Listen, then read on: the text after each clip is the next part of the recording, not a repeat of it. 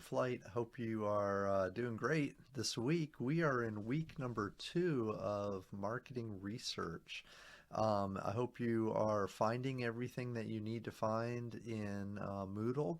I hope everything is understandable and clear. Please reach out to me if you ever have any questions or if you find something that doesn't quite work. We're through the first week, and most everybody has successfully completed the first quiz for chapter 1.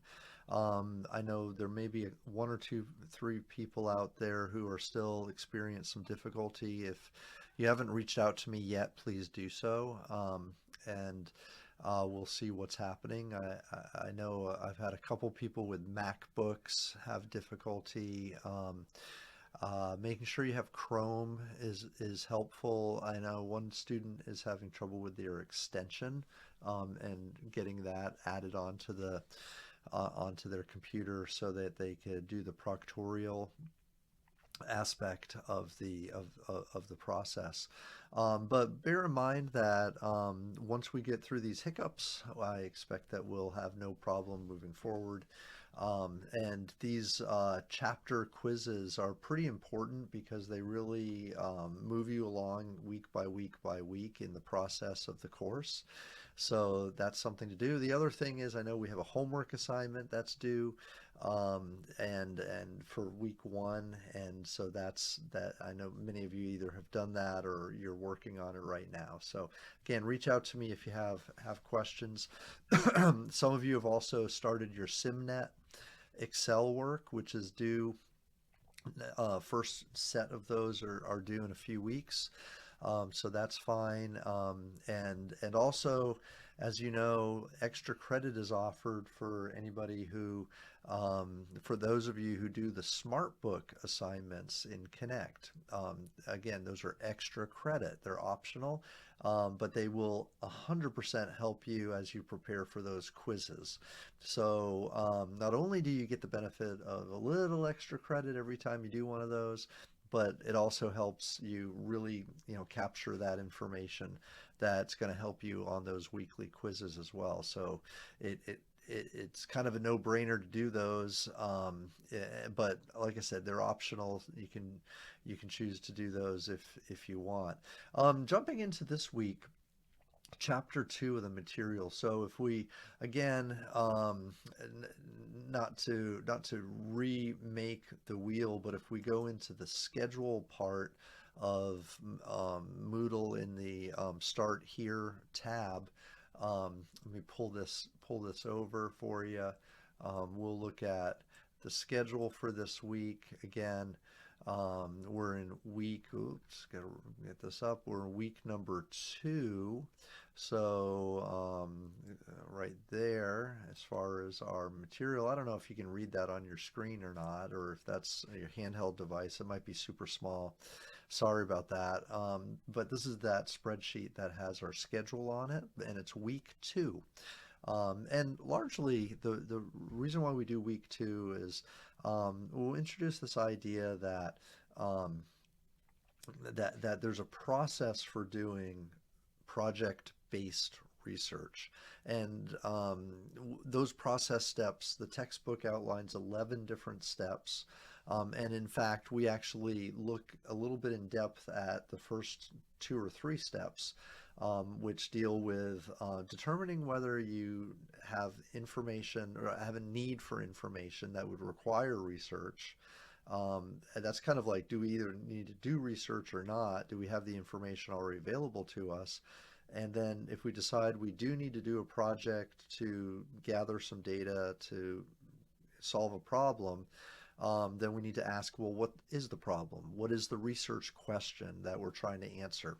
So that's step number 2. It's the most important step of all the steps. And then the other steps are reviewed fairly briefly, but they're reviewed in the textbook, and kind of walk through the outline. So what you should know by the end of this chapter is a little bit about each of the 11 steps, the different steps that are in order, and in particular have a feel for this idea of taking a business problem and converting it into a research problem. That's a big thing. Okay, so that's kind of those are the things that we're dealing with this week. If you again looking at this, we have the chapter 2 quiz, which is due Monday at 5 o'clock. Again, um, that's online, so you'll want to be able to do that. You have the textbook to read, the smart book to complete if you're doing that, which is again, I highly recommend it. It can only help you 100%. It's not going to hurt you. If you want to really set yourself up for success, then you're going to be doing those smart books.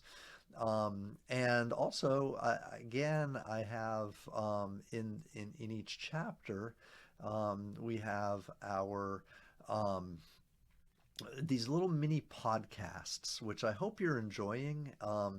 Basically, these podcasts are conversational audio recordings that outline the notes and what you would hear in a regular class. That's what those are.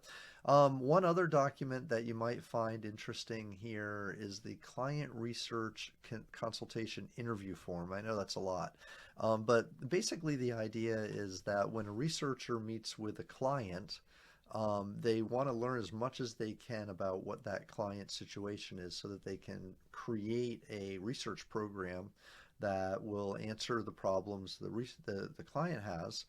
And this document is actually has been created um, by, in practice by researchers who do this for a living. They do it every single day. They do it all the time.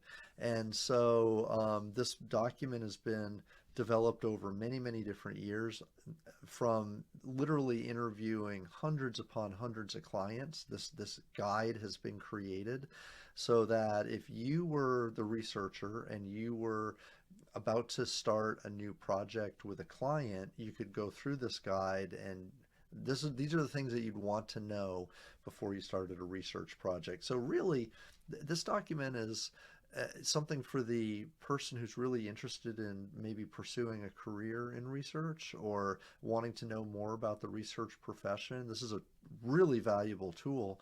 Um, but I think you're probably only going to find it valuable if it's something you're really interested in, right? So I have it there, just it's an FYI type of a document, and that's why it's there though.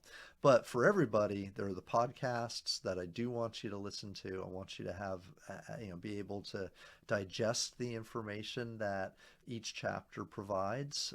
So you're reading the chapter, doing the smart books, listen to the podcasts.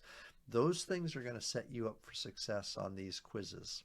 So, but in a nutshell, that's what this chapter is all about: the marketing research process and the steps that we go through, and what each one of those process steps might entail. Now, as we go through the rest of the semester, we're going to be doing a lot of those steps. We're actually going to be walking through many of those steps right up to the very end when you make presentations to a client.